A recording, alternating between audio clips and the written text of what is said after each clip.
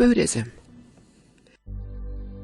Sutra spoken by Buddha on the way of 10 meritorious deeds.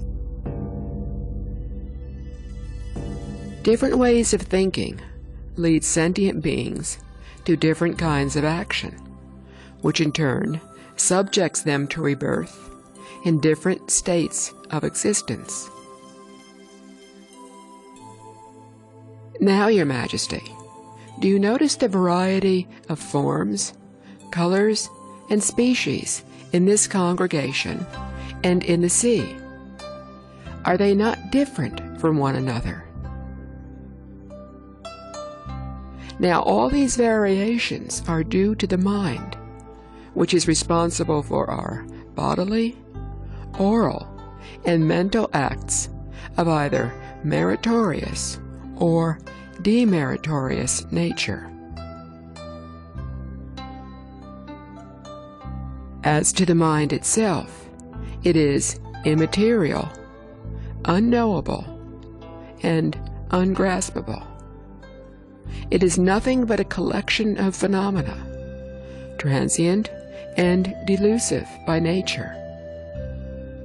Categorically, things have no absolute existence of their own, and there is neither a self nor concomitance of a self. In accordance with their karma, deeds, things appear in various forms, but positively there is no creator at the back of them. Hence, all dharmas, things and phenomena, are above speech and concept, and their very own nature is phantom-like. Realizing this, the wise perform, as they ought to, meritorious deeds, and by doing so, they attain their birth, skandhas, aggregates, ayatanas, sphere of meeting or basis of consciousness, and dhatus, elements of noble nature, and they are pleasing to the eye of those who look at them. Now, Your Majesty, when you look at the body of a Buddha begotten by 100,000 kotis of meritorious and virtuous deeds, you notice that every part of it is in magnificent form. Its splendor outshines that of the assembly. Again, please look at the Mahasattvas present here. How elegant and pure are their magnificent forms. This is due solely to the performance of good deeds. Again, look at the 8 species of devas, nagas, etc. All of them are powerful and influential beings, and their favorite birth is also due to the merit of their good deeds. Your Majesty, you should understand thoroughly the law of cause and effect, and as a rule, practice good deeds. Make this your constant study and practice, and make all sentient beings to do likewise. Toward the bhikshus, literally the fields of merit, respect them, feed them, and rejoice at their holiness. For doing so, you are now respected by men and devas who make offerings to you. Your Majesty, we should know this. There is one way for the Bodhisattva to annihilate all sufferings of evil existence. What is this one way? It is this: from day to night, remember constantly the meritorious dharmas. Think of them and make observations on them, so that their impression becomes stronger and stronger in the mind, and not the least evil thought can have a chance to mingle therein. Such a practice will enable one to free oneself forever from evil deeds, to complete the work of meritorious dharmas, and to have frequent opportunities to be in the presence of Buddhas, Bodhisattvas, and other holy persons for their teaching.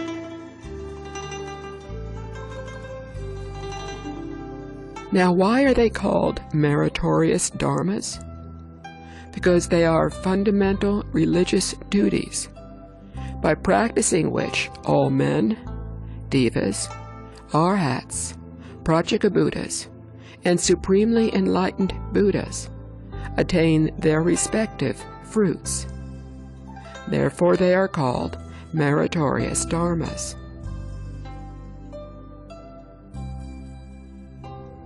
These meritorious dharmas are 10 meritorious deeds.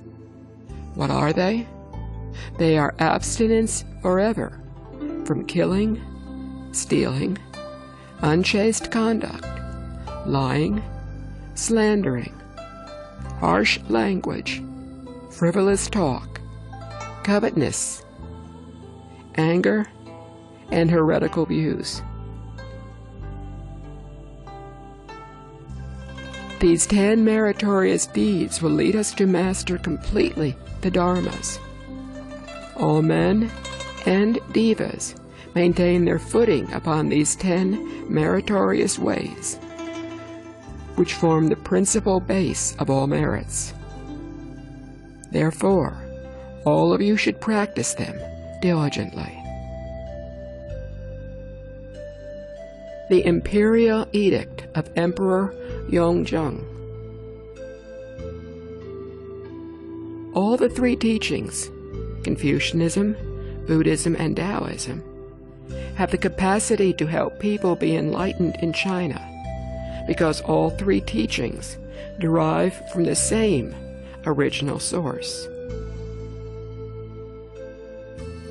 Their teachings run parallel to each other, thus they do not conflict each other. It is only when people do not have thorough understanding that their mind becomes unclear and they have differences of opinion. The Taoists think Taoism is better than Buddhism, is less esteemed. The Buddhists say Taoism is not as great as Buddhism. The Confucians exclude them both and claim they are not correct. Thus they contradict and compete with each other, each aiming to dominate over the other two. But they only find themselves in a tight contest. Through practicing the discourse of the three teachings, I come to realize they are equally good. Even though on the surface they appear to be different, the nature of their principles is the same. They all have the same purpose in mind, teaching and encouraging people to be good. The Buddhist teaching of the 5 precepts and the 10 virtuous leads people to goodness. The Confucian teaching of the 5 moral conducts and 100 ways also induce, give incentive, and persuade people to be good. Is there any sacred teaching that does not lead people to do the same? The 6 books of Chinese classics are to educate the mass population. However, if one hopes to elevate one's spiritual realm, one must use the Buddhist scriptures as the guide. If all my people can adhere to the teaching of Confucianism and Buddhism and become honest, down-to-earth, and good-natured, the country will be at peace, and I will have nothing more to worry about. If 10 people in a village of 100 families abide by the 5 precepts, we will have 10 people who are friendly, kind, honest, cautious, and respectful. In a region of 1,000 families, if 100 people abide by the 10 good conducts, we will have 100 people live in harmony. If we apply the same principle to the whole nation, where we may have 100 million of households, we will have millions of virtuous people living in harmony. If we can practice one good conduct, one less evil will be committed. One less evil conduct means the elimination of one punishment. If each family reduces the crime rate by 1, we can eliminate thousands and thousands of punishments. Yes, indeed. The country will be in peace, and your Highness can sit on your throne without any worry. Brahmanet Sutra. Do not commit deeds harmful to the country. Do not slander the leader of the country. Upasaka Precepts Sutra. Do not evade paying taxes. Do not violate the law. The Buddha speaks of the Infinite Life Sutra of adornment, purity, equality, and enlightenment of the Mahayana school. Their minds constantly attended on the way of delivering living beings. They were the unexpected friends of all manners of living beings. They treated all living beings as they were their own. Accumulate merits and virtues. He disregarded all kinds of suffering. He had little desire, but constant contentment. He constantly entertained compassion and forbearance for all sentient beings. With genial looks and kind words, he exhorted, consoled, and urged them forward. He respected the Triple Jewel. He attended on teachers and elders with veneration. He guarded well his oral deeds and never ridiculed others' faults. He guarded well his bodily deeds and never transgressed any precept. He guarded well his mental deeds and constantly kept himself pure and uncontaminated. He viewed all dharmas as change. He constantly dwelt on the samadhi of eternal stillness. They have brought forth the Bodhi heart and single-mindedly recite the name of Buddha Amitabha. Uphold the precepts and purify the mind. Whenever he has time, he should set his body and mind upright, cut off desire and discard worldly affliction, and have a compassionate heart and cultivate diligently. One should not get angry or jealous. One should be filial, uphold utmost sincerity, and be loyal and trustworthy. One should believe that doing good deeds would bring one great benefit. One should not be gluttonous or miserly. They are self-restrained and upright, and both their body and mind are pure and clean. People in this world, father and son, brother and brother, husband and wife, relatives, should respect and love each other.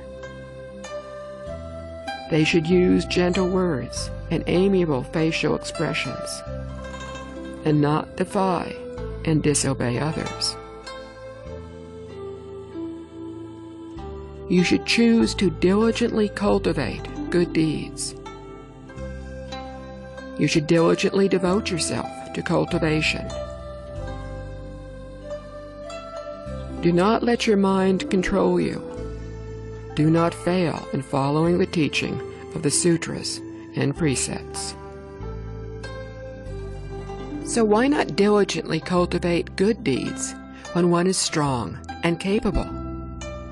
What is there to wait for?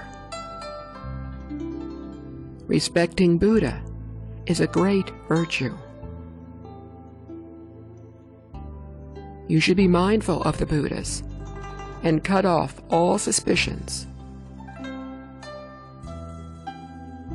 The proper way should be shown, and those who have not yet been delivered should be crossed over.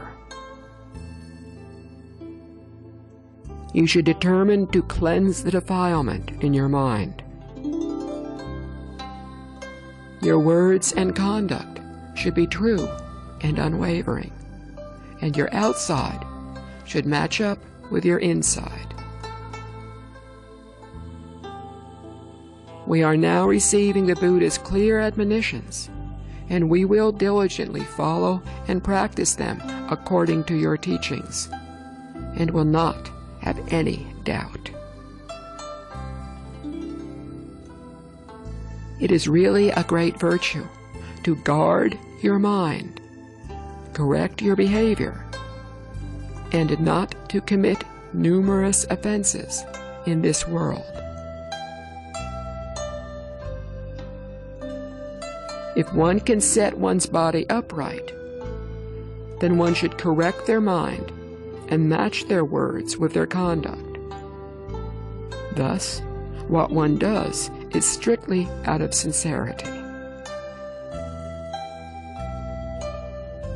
Do good deeds and commit no evil offenses. Respect the sages and the virtuous. Be kind and compassionate to others. Your body and mind should be kept pure and clean, corresponding with wholesomeness. Do not let desires take control, nor commit any offense. Your words and expression should be amiable, and you should devote yourselves to cultivation. Your action and look should be stable and calm. You should concentrate on your compassionate conduct and purify yourself by upholding the precepts. You should be self-disciplined and behave in accordance with uprightness and decency. You should be joyous, compassionate, and filial. If what you have done violates the precepts, you should repent immediately. Evil should be shunned, and good should be followed. If a fault is discovered in the morning, it should be corrected before sunset. You should correct your past faults and follow present virtues. The foulness in your mind should be cleansed, and your conduct should be set straight. There is no lowliness in this person's mind, and he is not arrogant. For seeking this Dharma, one should not have a mind of regression and flattery. Be filial to the Buddha. Be constantly mindful of the kindness of the teacher. You should foster the great benefit and wholesomeness for rebirth into the Pure Land. Sutra on Generating the Supreme Aspiration of Bodhisattvas. Lecture on the Dharma using a variety of gentle and kind words and explanations to make the audience feel happy to hear it. When we meet monastics or lay people, those who practice according to the way of bodhisattvas, we need to respect and believe in them, as they are the teachers. Do not see the faults of others. Do not draw attention to the faults of others. Avoid harsh language and miserliness. We should be rid of laziness. Avoid all confusing and agitating environments. Be serene and content. Do not pursue prestige or wealth. Propagate the proper teachings often and widely to others. Abide in the cultivation of purity and generate an awakened mind. Even a little effort wisely applied can benefit infinite beings. Vow to be focused and diligent in the chosen method of cultivation, and protect and support the proper teachings. Be comfortable in accord with proper conditions in whatever we do. Earnestly protect and support the proper teachings, even with one's life. Always be diligent in cultivation and do not pursue personal gain. Propagate and lecture on the Dharma for all people. Be good at teaching so as to inspire others. Let your mind be serene and gentle, and always be compassionate. Be supremely patient with all dharmas, but do not be attached to them. Do not crave personal gain or the respect of others. Instead, always keep a mind of purity and be filled with Dharma joy. Seek the supreme perfect enlightenment of a Buddha at all times and never forget. Esteem others and behave respectfully towards them without any disdain. Do not be attached to worldly learning and discussions. Generate the will to pursue the 7 factors of enlightenment. Plant good roots, avoid bad influences, and have a pure mind. Enjoy and always cultivate the wondrous practice of pure supreme karmas, deeds. We should avoid all bad karmas, deeds, and cultivate the supreme practice. Study, cultivate, and teach others with speech and by setting examples. We should learn from, be close to, and make offerings to bodhisattvas who diligently practice meditative concentration. Cultivate diligently for wisdom.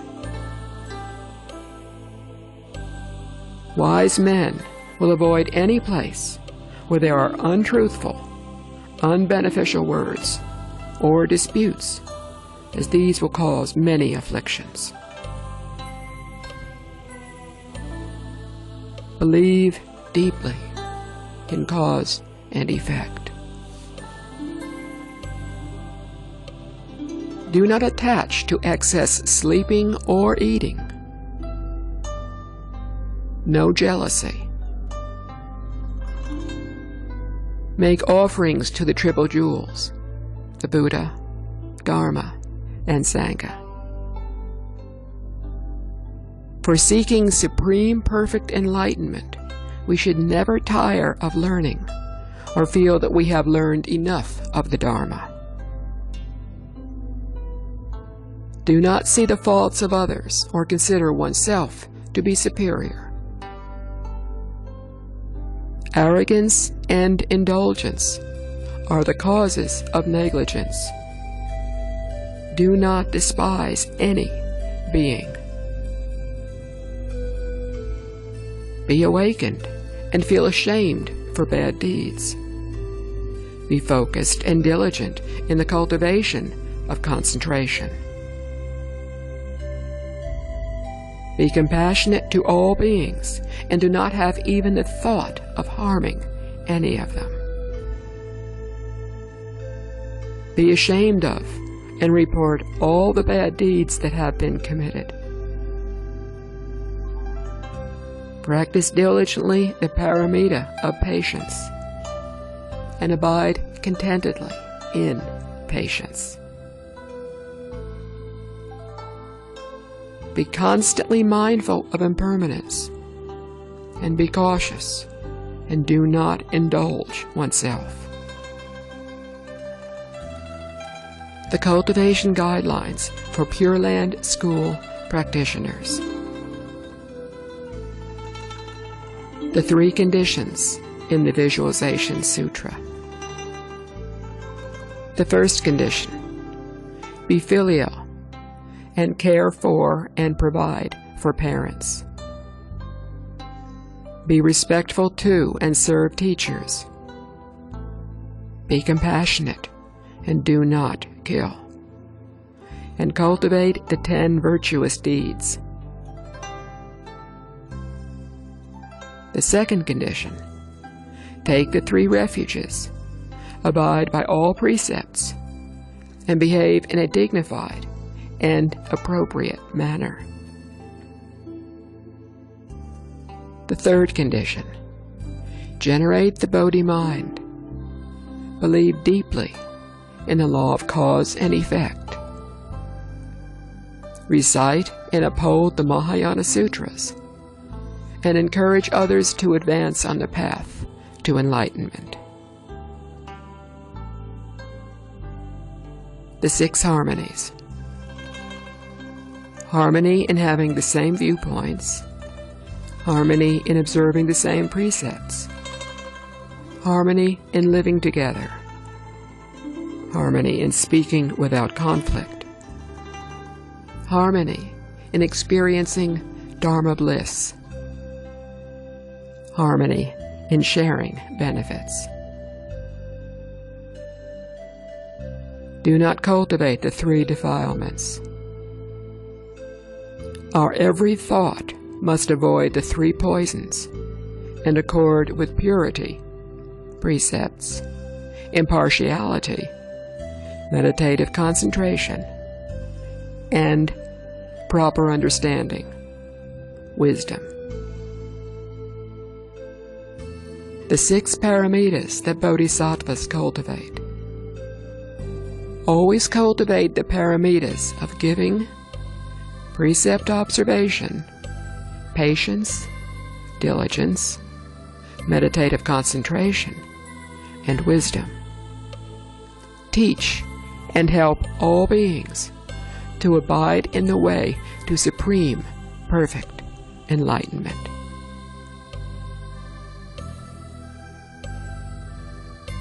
The 10 Great Vows of Samantabhadra. All Pure Land practitioners should respectfully cultivate the virtue of Samantabhadra. 1. Respect all Buddhas. 2. Praise Tathagata. 3. Make offerings extensively. 4. Repent karmic obstacles. 5. Rejoice at others' meritorious deeds. 6. Request the turning of the Dharma wheel.